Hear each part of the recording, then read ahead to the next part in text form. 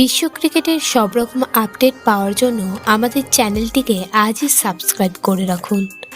শিখর ধাওয়ান চোটের কারণে না থাকায় এই ম্যাচে পাঞ্জাবকে নেতৃত্ব দেন স্যাম কারেন। টস হেরে প্রথমে ব্যাট করতে নেমে শুরুটা খুব খারাপ করেননি ওপেনাররা। মাঝের ওভারেও নিয়মিত ব্যবধানে উইকেট নিলেন রাজস্থানের বোলাররা। Bairstow 15 run, Prabh Simran Singh 10 run ও অধিনায়ক কারেন করেন মাত্র 6 রান।